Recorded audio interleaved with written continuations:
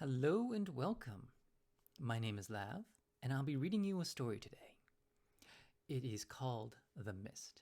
It is a story that I wrote myself, and it's about these witches that are called the Mist, and how they kind of fit in society, and a lot of other things happen. It's an adventure. It really is, and I don't want to say anything because it's going to spoil a lot. Just to even mention what happens in this book because it's just exciting and I love to read this book. It is one of my favorite that I've written. Anyways, without further ado, here we are, The Mist. Long ago, when the minds of men were very young and the myths and legends were very old, there was once a tale where all other tales came from. Not the first tale, mind you, but the tale that inspired all others from before and after. It began with a device. Not a very remarkable device, or one that was very large, but rather a small and innocuous little thing. Men have fought wars over it, and women have coveted it, for this device was capable of the greatest feats beyond imagination. It was able to turn the tides of war, cure disease, bring lasting peace for many ages to come, or even save heroes or nations in their direst of circumstances. Or it could simply destroy everything. Break up star-crossed lovers, incite conflict, cause pestilence to consume the world, and even raise the dead for sheer amusement. This little device was known as the plot device. But we're not talking about the quaint literary term that writers and poets use to move a story forward. No, we are talking about the first plot device from which the term originally was created. What made this device so special was that it could become any object it wanted and would turn the tide of any story it fell into. Originally, the device was a cube or rectangular shaped thing, no bigger than a few inches across, and could fit easily into your palm. Then shortly after its creation, it would become anything. The myths of the lost device tell tales that it would not become anything that the holder wanted so much as become what the deepest hidden desires the holder's heart demanded. For the device had a mind of its own and would change the inevitable just despite fate's own desire. But fate quickly became sick of the device's arrogance and had it lost far out of sight from the minds of man and beast. But once a thing exists, it is never truly forgotten. And soon after, people started telling tales that anything that changed the outcome or moved a story forward was fabled to be the plot device, re-emerging randomly to taunt fate once more.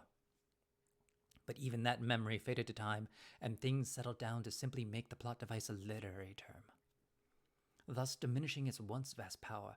But the device still exists, oh yes, biding its time, waiting for the right moment to reveal itself and take its revenge on fate, for the device is neither hero nor villain, but the catalyst for shaking things up.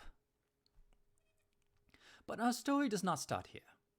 It actually starts here, in a cottage on the side of a mountain. Within, of course, lives a witch, or so she would like you to think. She is also one of the very few people that still are aware of the plot device's existence, and frankly never desired to be the main character for that very reason. But as fate would have it, she is the most ideal person for that task at hand. Now hold on, I didn't agree to nothing, the witch shouted into her phone as she paced around her cottage. These charges are ridiculous. I saw what the news just said about the bank opening up accounts without our permission. I demand that you refund these fees at once. Yes, what is it? The witch shouted at the door just before a knock came. Well, come in. I ain't got all day. Well, I do, but that's debatable. She shouted at the phone. It's unlocked. The front door of the cottage cautiously opened as a small, strung-out, wiry man with a sad walrus mustache peeked inside.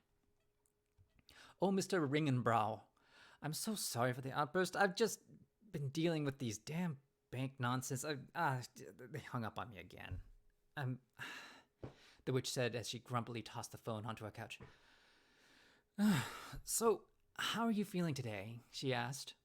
Solemnly, Mr. Ringenbrow came inside with holding his bowler hat in his hands and shifted from one foot to the other as he sort of curled in his shoulders in on himself like a pill bug trying to roll up into a ball. Reluctantly, he said, I've had that daydream again. The one about your late wife or the one about the cottage cheese? The witch said calmly as she quickly tried to regain her composure in the light of the sensitive situation. At least she remembered not to include the part about the young woman this time. It took her over an hour to calm down the blushing man the last time she mentioned it. It's about my wife, Mr. Ringenbrow said as his cheeks began to turn a bright pink at the mention of cottage cheese. What did she say to you this time? The witch said, hoping she wouldn't have to get the ice packs out again. She was complaining about the washing machine again, Mr. Ringenbrow said, suddenly changing his tone. He sounded like he was absolutely fed up with and was finally allowed to express it. She said that it had too many buttons and she couldn't figure out the damn thing. And I keep telling her that she has been complaining about the last one for over 2 years before I finally caved in and bought her the new one. And don't get me started about telling her about that she doesn't need to wash clothes anymore. I mean, I said what you told me to say about her, the dead shouldn't be doing any favors for the living. And she just focused on simply being dead and that she should just focus on being dead. But she would not stand for any of that talk. I'm saying that she was just saying that I was just bad-mouthing her for even bringing it up. The witch sighed internally. You sometimes get this after a rough death, where the person gets so entwined with another person that they are so caught up with the echoes of their loved ones. Okay, well, we're going to try something different today then. Why don't you have a seat over there in the comfiest chair that you can choose, and then I'll bring you some tea to select from. Then we can begin unwinding your mind a little. This is to soften your thoughts so that your wife's lumps won't feel so rough later. Think of it as you are a sponge. You can try to hit a wet sponge with sharp words, but it will just bend softly to the blows. Your wife may try to pester you all she wants, but if you are happy, then there isn't a thing that she can say to you that will rile you up. Do you get what I'm saying here? Oh, yes, Mrs. Mist, Mr. Ringenbrow said, picking out a lavender tea bag from the tray. Mist cringed at the horrific Mrs. before she began to pour some hot water into Mr. Ringenbrow's teacup. It was like she hadn't been married before. It wasn't like she hasn't been married before, and thankfully not anymore, the rat bastard. But even when she was wedlocked, she always went by Mist. Mist was an honorific title all on its own, and if she hadn't just been miffed prior to Mr. Ringenbrow coming in, then it wouldn't have noticeably affected her. But it always did bother her, ever since learning what it was to be a mist. The fact that no one else could ever relate or comprehend the gravity of what it meant. It always left a sour spot in her heart. When people just treated mist like it was some simple name. I mean, it was. But that's was also what it meant to be a mist. There are just some fates you can't turn away from. Well, she could run from it if she wanted, but after learning what she knew, would she really want to? Mist then propped a soft pillow behind Mr. Ringenbrow's head as he sipped his hot lavender tea and said, Now I want you to close your eyes and just focus on your breath. After an hour of guided meditation, Mr. Ringenbrow left Mrs. College looking much lighter and happier, as if a huge weight has been lifted off his mind. Miss then replaced a blanket covering the chair and smoothed out the creases as if to prepare it for the next person. She didn't exactly have to do this, but it would always pay to change out the residual karma left behind by a person. She could have smudged it with some sage or a special herb, but having a smoky, smelly house always gave her a headache. In truth, she could have done it with a simple breath from her mouth, but she wasn't feeling all that well and kind of unbalanced today, and it never paid to project that onto another person. Besides, changing the chair blanket was like a zen moment. It gave her the air of a job well done, and that always made her feel gently happy. It was only when Mist was tucking in the blanket into the bottom creases of the chair that she noticed something small just under the chair.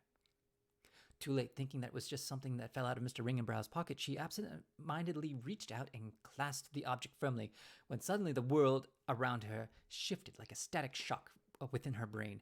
Everything was the same, but it was somehow different at the same time. This wasn't her room anymore, it was someone else's. Then she looked up and saw herself just as herself did the same, looking down at her. "Well, isn't this a fine how do you do?" they both said together as they stood up. Then everything snapped back to normal, and Mist was left standing there in her own house again, staring at nothing and holding nothing at all.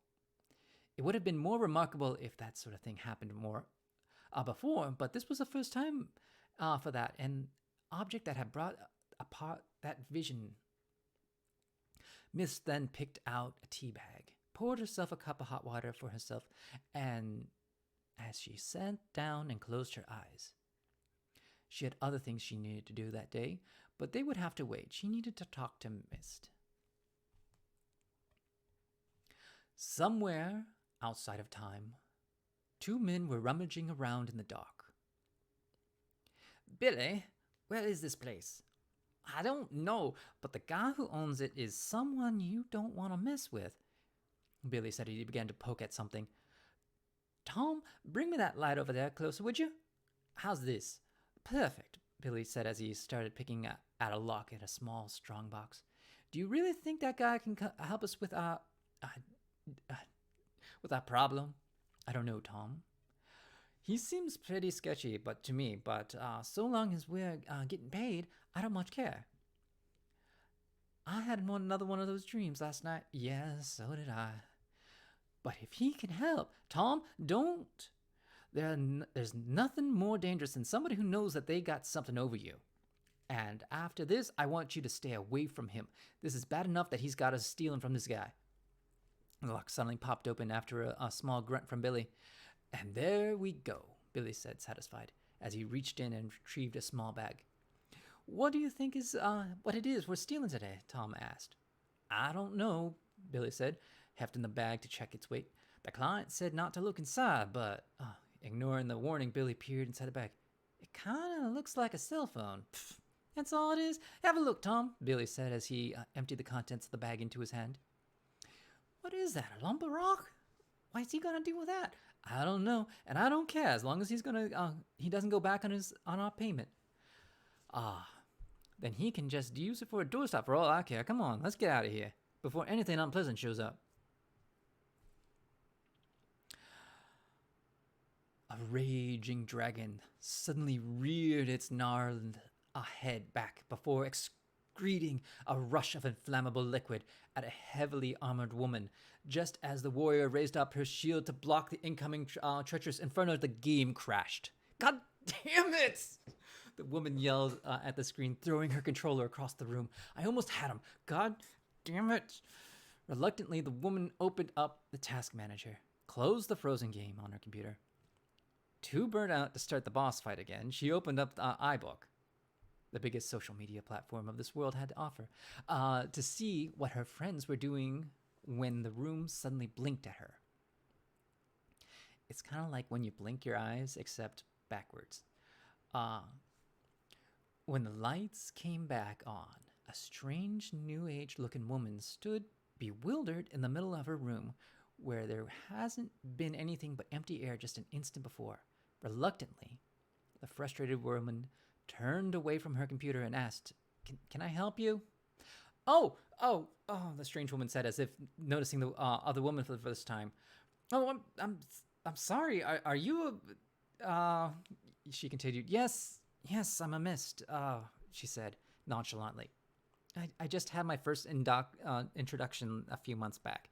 Honestly, if strange women are going to keep showing up randomly in my room like this," the young Mist said, annoyed. Oh no, this isn't right at all. What is your name, young Mist?" The strange woman asked. "Misty, same as yours, I assume," she said passively. What were you trying to do then, if this isn't right at all?" "Oh, I'm sorry. I'm trying to talk to Mist. She isn't here, is she?" All that's here is me, for all I know."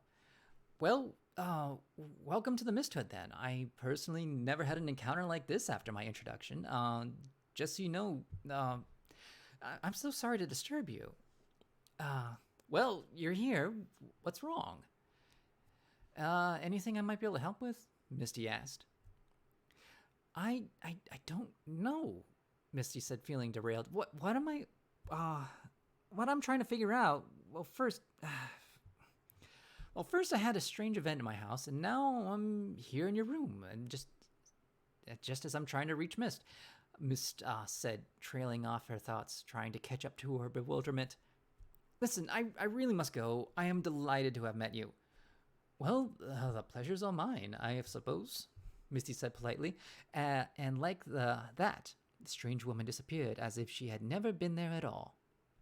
The old woman then turned back to her computer and blankly stared at the screen, deep in thought before she closed iBook and opened up Google search engine on her computer to pick up where she had left off on her research topics that the first Mist had told her to inquire about when she had met her a few months back.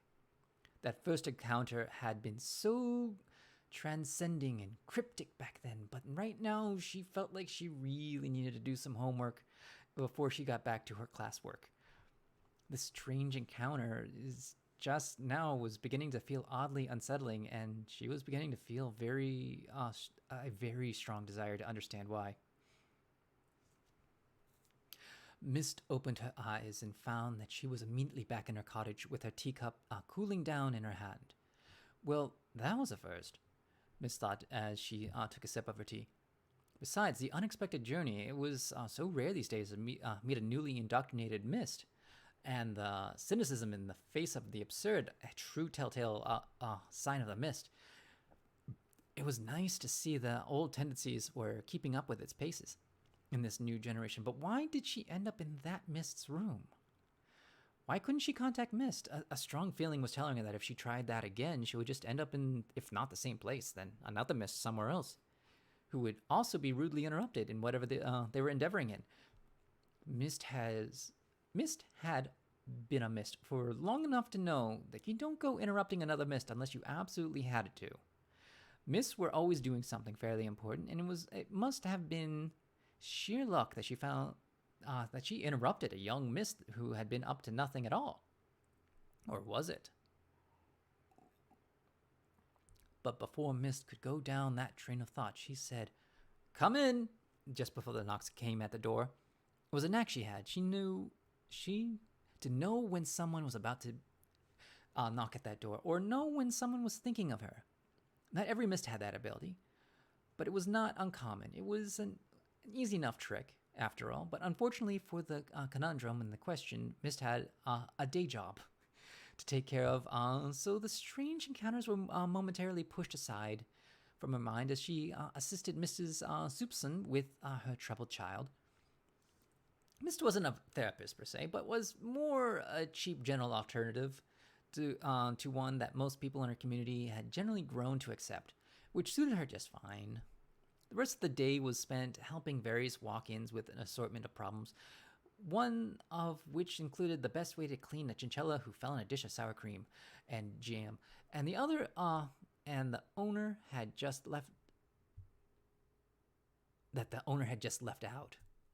It wasn't her specialty, but Mist was firmly held the belief that if she welcomed all problems that came to her door, in the belief that if she didn't know the answer, then she could help the person find out by pointing them to the right direction. Every problem had a solution somewhere, and most times people just simply needed a place to start. Mist also lived in the community where fast-speed internet wasn't available yet, so looking things up on Google wasn't exactly an option. It happens. It wasn't till later in the evening when Mist was trying to clean up spotches of peanut butter from a previous client out of her shag carpet when a sharp knock erupted from her door, making her practically jump out of her skin on her feet. Being flustered at the door knock that she didn't anticipate, Mist quickly rushed over to the door. After pausing a moment to compose herself, Mist opened the door and found nothing there. Not the absence of a person standing there, but rather the lack of a starlit sky or the ground or anything else whatsoever. It was simply nothing there. Even an encompassing solid black void would have been something, but this was a true nothing. No void, no description, no comprehension. Mist sighed and said, "Ah, hell," as she immediately stepped right into the nothing. In the middle of the nothing, there was something. It could have been called an armchair, but that would have been completely the wrong description altogether. Mist didn't speak here. It had been a hard skill for her to learn how to do it, to not comprehend how. That is to say, trying to comprehend anything in here was the wrong approach altogether. In order to understand, you had to come from it from the other side of understanding by not understanding. Which is the same thing as learning, but backwards, as you had to learn how to unlearn in order to comprehend a situation that was incomprehensible by not comprehending it. But what Mist didn't say to the nothing, to the not armchair was, "Well, what do you want?" "I've come to give you a warning." There were no words there, no voice, not even a feeling. It was more like the absence of words that made the sentence in Mist's head as she felt the words momentarily leave her an imprint of a memory that never was. It was the equivalent of having somebody tap out Morse code on your skin with the sound of the color purple. "Well, what is it?" "That you are warned." The words suddenly sneezed backward into existence. The world suddenly sneezed backward into existence, and Miss was suddenly face to face with Mrs. Soupson, who apparently forgot her handbag. "Are you okay, my dear?" Mrs. Soupson asked, bewildered and at the expression on Miss' face. "It's just that I forgot my handbag, and it was about to knock when you abruptly opened the door and went all white. Is everything okay?" "What? Oh, yes, Miss said, regaining her consensus. "Yes, I have it right here, waiting for you," Miss said before reaching behind the door onto the waiting handbag and quickly handed it over to the bewildered woman, who stood there not entirely sure what to do next. I'm fine," Miss lied. It's been a long day, and Mr. Johnson made a rather big mess on my carpet with his peanut butter sour cream jam mess. I was just cleaning it up when I simply got up too fast. I'll be all right in a moment. Be sure to read your son that story I gave you for his bedtime, and be sure to eat those vegetables I recommended. You need your vitamins after all." Reluctantly, the woman began to relax. "Well, okay, my dear. As long as you're fine, then I guess I'll be off, then." Slowly, Mrs. Soupson began walking away when she added, "Oh, my. I've never noticed that before. That ornament. Is that new? Where did you get that?" Miss Gaze quickly flew around her yard until she found what it was Mrs. Soupson was referring to. Down by a smartly caved stone frog on top of a pile of smooth river stones that Mist meticulously collected from all over the country was a sparkly orb that hadn't been there not moments before. But now she was looking at it, sparkly was the wrong word altogether. The orb didn't capture the light so much as dominated it, refined it, repurposed it in such a way that it made the sparkle wish it was the sun, in much the same way a talented clown wishes they were real actors. And they did the best damn job they could with what they had to work with. If they couldn't be at the top, then they were going to damn well find a way to reinvent the bottom. In other words, it looked so damn impressive for something so tacky as a bauble. There was a craft show I went last week, Miss said eventually. You know the one they had over in Franklin a few weeks back? "Oh yes, I remember that. I didn't see anything like that though. Who did you buy it from?" "I don't quite remember. It more just caught my eye, and I had to have it," Miss said, cursing herself for Mrs. Soupson's attention to detail. "Well, I can certainly see that. You'll have to remind me of the vendor next time they are in town. If you recall who it was, Well, you have a pleasant evening, Mrs. Mist, and do try to take it easy. Your face looks quite flustered this evening. I will, Mrs. Soupson. You have a pleasant evening yourself. As soon as Mrs. Soupson was out of sight, Mist practically tripped over herself and rushed over to inspect the new ornament that apparently appeared out of nowhere. Mist went to pick it up before she quickly refrained from doing so. Anything left here from, let's call it the other world, should not come into direct contact with anything from this world. On further inspection, Mist found that the orb was in fact not resting on anything, yet not floating either. It was as if nothing were affixed to that spot just above the rocks she had decoratively piled there earlier, like it was a push pin tacked right onto the wall. Mist was no astrophysicist, but she knew that it was taking an incredible amount of energy and concentration for that object to maintain that spot, along with the speed and rotation of the Earth around the sun. It also felt like it really didn't want to be there, but was simply going along with it for the looks of things. That was a knack for the Mist to empathize with objects and their surrounding environment. People are very conceited to this ability, and will primarily discard it for the sake of focusing more on reading and empathizing with other people. But to not realize that the environment around people is what makes people into people is a common grievous mistake. People often go into terrible businesses or corporations thinking that they can just climb the ranks and that they can get into positions of to change the business for the ethically better, and will often get overwhelmed and beaten down in the process. And right now, that object feels just like that sad person in that terrible business.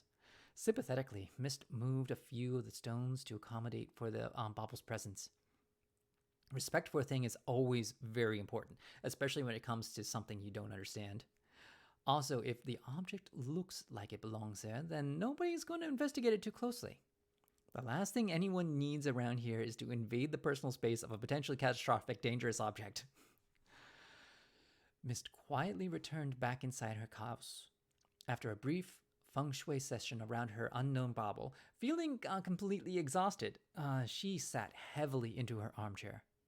4 events in one day, that has to be a new record for her. Mist knew that a number of other Mists led very eventful lives. Sometimes resulted in quite a very few exciting deaths, but compared to them, Mist's time as a Mist had been relatively quiet, and with nothing more than an occasional meeting or collaboration. A collaborated debate over an intriguing puzzle on the nature of the universe. She did not like to tune in to the other Mist's lives. She did like to tune into other Mist's lives from time to time, in order to watch and root for the more exciting moments as she shared her own experiences and wisdoms with them to give them strength when they needed it most. But that kind of adventure was as distant to Mist as watching an actors on TV drama. But thinking back to the problem at hand, where does someone begin when their usual beginning points are all closed off to them? Mist refilled her teacup before sinking deeper into a chair. So, she had been warned. That at least had happened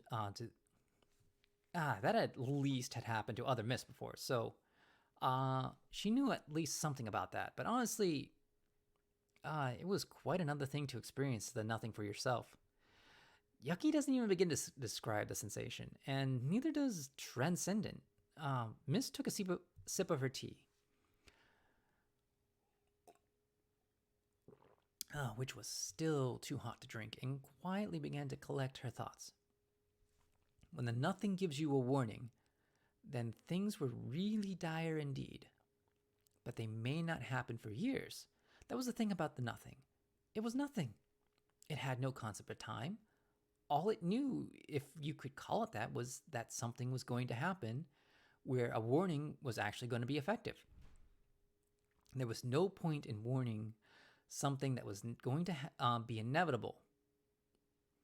If that were the case, then nothing would simply let it happen. Also, it couldn't be something on the planetary scale. Humans, after all, were responsible for their own fates for as far as the nothing was concerned. So this was about something that she could actually do something about, yet was also much bigger than anything that the human world could usually do to itself. So this was an interdimensional problem. At the least, Well, she was a mist. She wasn't the best mist, she knew by far, but she did her best whenever she could. This could be a test. But the nothing doesn't really test people, at least not with warnings. That's exactly why the mist exists, to do what the nothing cannot, or would not, or whatever. It's complicated and completely wrong description of what the mist's responsibilities are. But if they ever had any, if they ever had any, they don't really have responsibilities.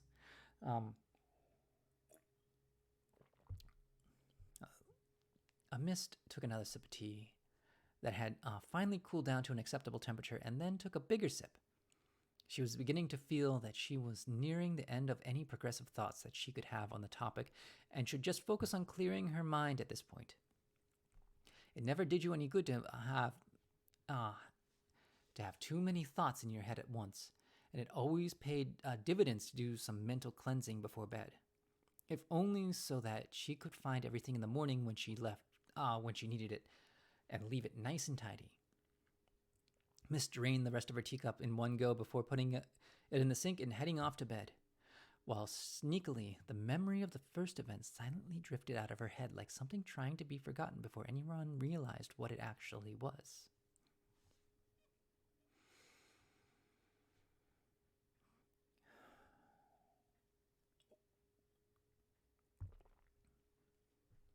A door jangled open as a man swiftly stepped out of the sweltering city streets and into the cool, air-conditioned bar. Behind the counter, a tall, broad-shouldered man was cleaning up dirty glasses left over from happy hour. "Welcome!" "Come on in and have a seat," the barkeep said as he set a freshly cleaned glass down on the to dry before he wiped his hands off on a dish towel strapped to his waist. "What can I get you?" The strange man stood in the middle of the bar for a moment, looking around for something that obviously wasn't there. Is there someone I can help you find, perhaps?" the barkeep asked, helpfully bewildered. "I haven't seen anybody smooching in here today. That I didn't know personally. If you're looking for your lover, that is. But I can help you find a nice, refreshing beverage with an ear to listen if it helps you all the same." The strange man's face brightened up as he smartly approached the counter. "You wouldn't happen to know someone called Mist, would you?" "Oh, heard about me, have you?" "Yeah, it's a strange name for a man like me, but my mother hoping it was for a girl, and once she made up her mind, that's the name you're gonna be. Bless my heart, Sister Brian. Now, there's something I could help you with, or did you just come here to hear an old barkeep tells family tales?" The strange man suddenly pulled out a gun, and before Mist could move, he was shot dead. The man, still clenching the smoking gun, reached into his pocket and pulled out a cube-like object about 2 inches across and stared studiously at it. "Yes, let's see if that helps," he said as he repocketed the object and swiftly left the building.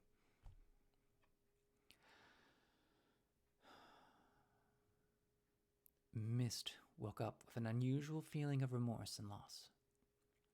So, a Mist had died somewhere last night.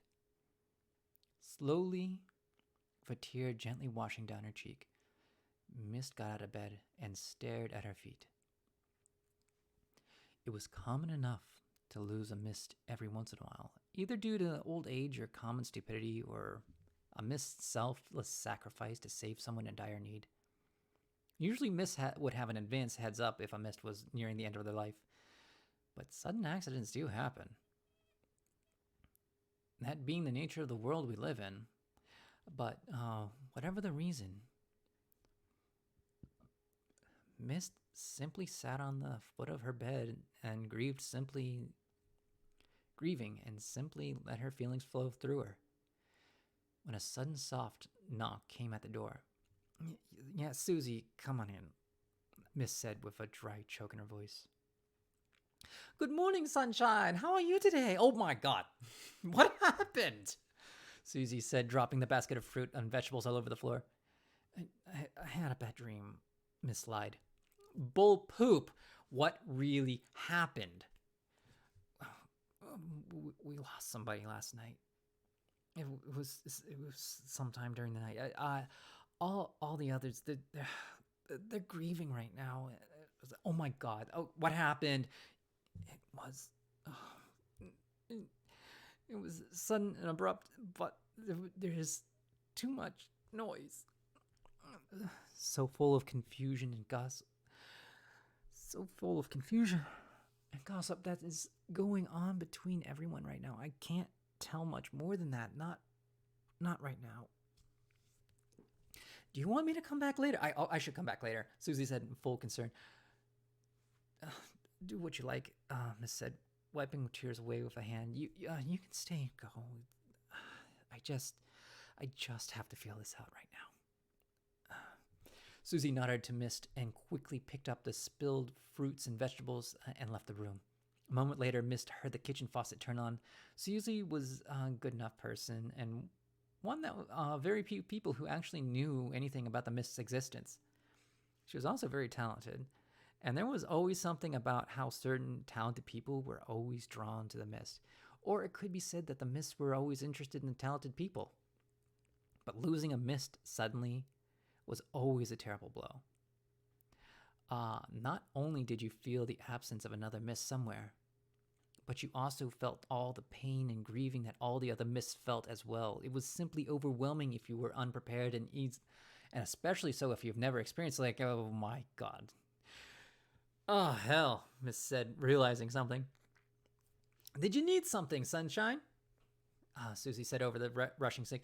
Yeah, Mist said in the same volume. Susie, I'm stepping out. Please don't disturb me till I come back. Got it. Have fun. Mist cringed a little. Susie was sweet and bubbly, but there was some days that all that exuberance was just a bit too much to handle, especially during the sudden loss. Mist got up and closed the door before lying comfortably on her bed and closing her eyes. After a minute of concentration, the memory of yesterday, Mist suddenly found herself back in the room of the young Misty, only to find it vacant. Hello, Misty. Are you here? Misty said before clutching her chest, and a sudden sharp pain shot through it.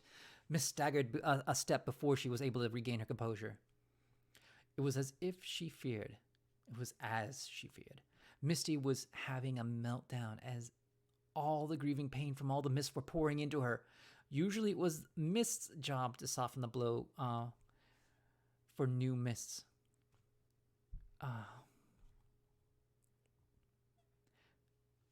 Calling every Mist would normally get confusing if the Mists ever normally congregated together, but you would seldom find one Mist in the same room with another, simply for the reason that Mists were Mists. It's less complicated than you seems. But there's a stark difference between a Mist and the Mist. That will come up later.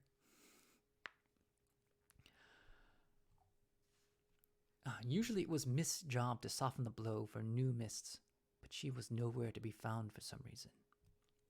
Misty, I know you're here, Mist said to the room in general. Go away, the voice echoed from all around Mist, making it impossible for her to pinpoint its location. But she wasn't a Mist for nothing and simply sat on the edge of the bed of the empty room. You know that you're feeling the others' Mists right now, right? I know. You know that we lost one. Yes. You know what it is to be a Mist. Yes. You do not, Mist interrupted. No, you don't.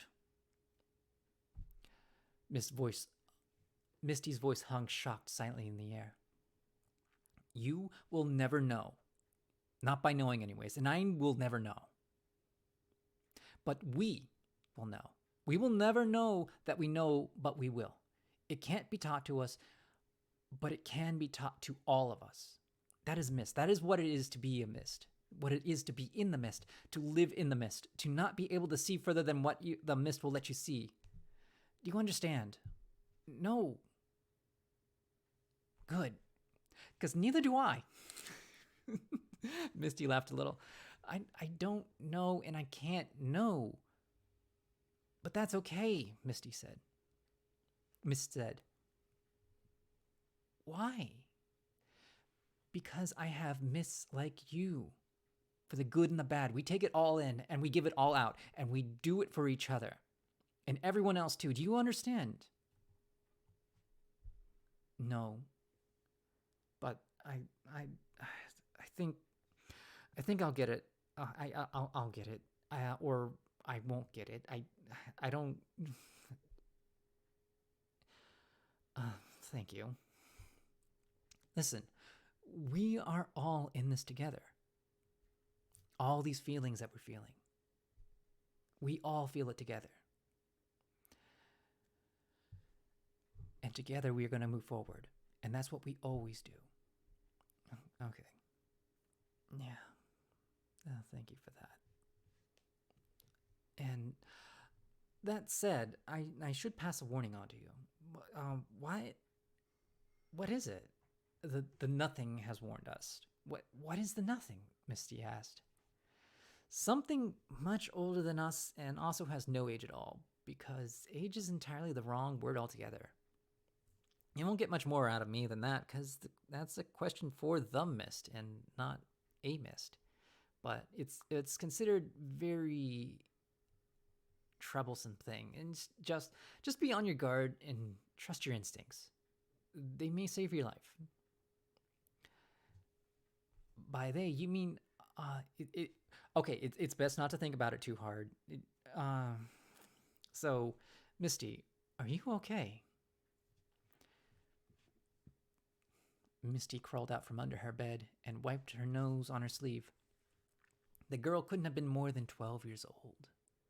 Ah, I see you've been playing with your age, Miss said. That's good. That's a very good step. So tell me, were you as old as you were when I first met you, or are you as old as you are now? Oh, you should know better than to ask a miss her age, Misty said with a smirk. Good girl, Miss said with a gentle grin. I'll be off. Think of me if you ever need any of my help, and I'll know it. Yes, I believe you will, Misty said, sounding more and more like a mist. With a quick nod to each other, Mist was back in her own room. Welcome back, Sunshine, Susie said, opening a door with a plate of food in her hand. How did it go? We lost a Miss last night, and we gained one today, Miss said, wiping more tears out of her eyes. She was already indoctrinated, but that hardly means anything. A real mist is made after the universe knocks you around a few times. Sounds pleasant. Would you like some breakfast now? Miss collapsed further into her bed with a sigh of relief. Oh, Susie, you are an angel in heavy disguise. Oh, you know me too well, Susie said with a toothy grin. A few bottle caps clinked as they were swept up from the bar counter while the police officers continued to comb over the scene of the crime. So there were no witnesses? Said a detective as he was examining a shell casing in the plastic bag. As far as I can tell, the bar was empty at the time and the streets were eerily vacant for that time of day, but this isn't exactly Minute Square here. You get maybe one or two cars down this narrow road. How do you stay in business then? All the regulars from what I hear.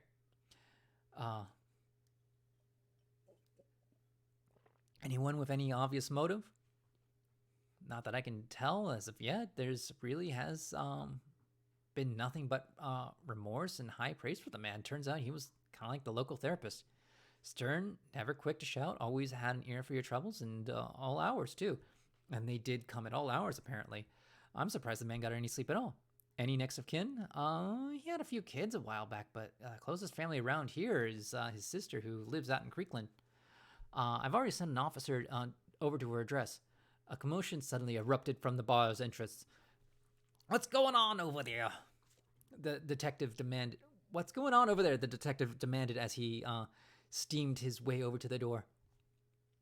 I was just informing this man that he can't come in, an officer said as he struggled to hold back a small but wiry man. I've only just heard, the man shouted. Is it true? Is Miss dead? Hold up a minute, the detective said, as he waved the officer to let the man go. What is your name? He asked politely. St. McKillen, sir. Oh, God, what is he doing here? The detective thought. I'm here checking to see if it's true, St. McKillen said with a thick Scottish accent. as if reading the detective's mind. The detective took one very brief glance over at the bar counter to see if the body was still there when St. McKillen suddenly took off his hat and clenched it to his chest. So, it's true. Yeah, I'm afraid it is. The detective frankly conceded. Listen, McKillen, I know who you are, and this is an open investigation with the police, so I'd really appreciate it if you'd get no tighter lips from anywhere else in the city about this than me. So quit your sweating. So as long as we're clear on this, I do have a few questions for you. Now, I wouldn't have known who had done this, something like this, not to mist, and most certainly not on purpose. Because maybe a botched robbery went wrong, but I've never seen a robber who would come in here and not leave best friends with Mist. Shortly afterwards, it's what he was a bit good at. McKillen clenched his hat tighter to his chest as he sadly looked over at the bar. Here's my number, McKillen said, handing the detective his card with his free hand, just as the detective was reaching out for his own. And I'll have yours all the same, he said, taking the officer's card. Call me anytime if you're done with me now, I've got things that need attending to. Flabbergasted, the detective stood there for a moment before conceding to the situation once again. All right, yeah, that's all for now. We'll be in contact with you later. McKillen suddenly put his hat back on.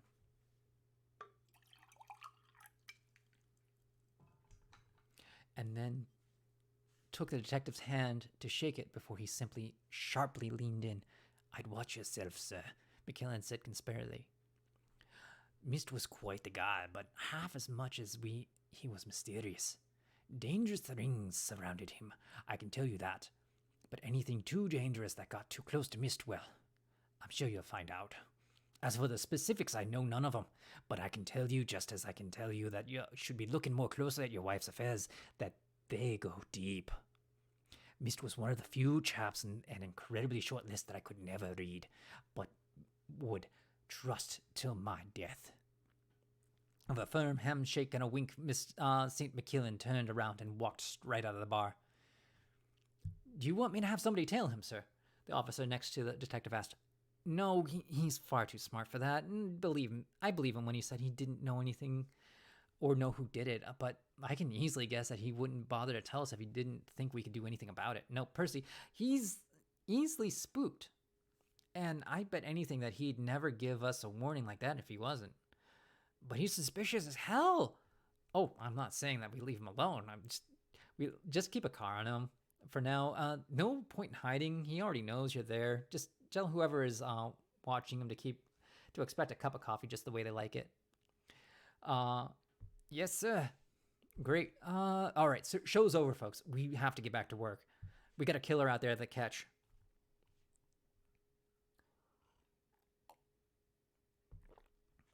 Outside the bar, just a few blocks away, someone bumped heavily into St. McKillen as he was making his way back to his office. Hey, watch where you're going, you tosser, McKillen shouted at the assailant. Hey, blow it off, you yank, the man replied and swiftly hurried on. You want to have a go, do you? McKillen shouted as he spun around just in time to see the man turn the corner. Quickly, McKillen groped for his wallet, phone, and ready to give chase when he realized that they were both there, and he relaxed. Right, you damn Nancy boy, McKillen said, feeling miffed as he readjusted his vest and continued on his way. The other man, however, stood in the doorway just around the corner. After quickly ducking into it, silently he smirked to himself. If you ever want to find a talented, first you find a mist, he said, stepping back out into the road, patting his empty pocket in triumph as he walked off into the bustling city. Oh. I think that's good for the first, for part one. Well, my voice is going, and I really appreciate you guys sitting here and listening to this. Stay tuned for the rest of these parts. But if you really want to read ahead, it is on Amazon, and I'll probably put it in the description. So you have a wonderful day. Thank you for tuning in. All right, bye-bye.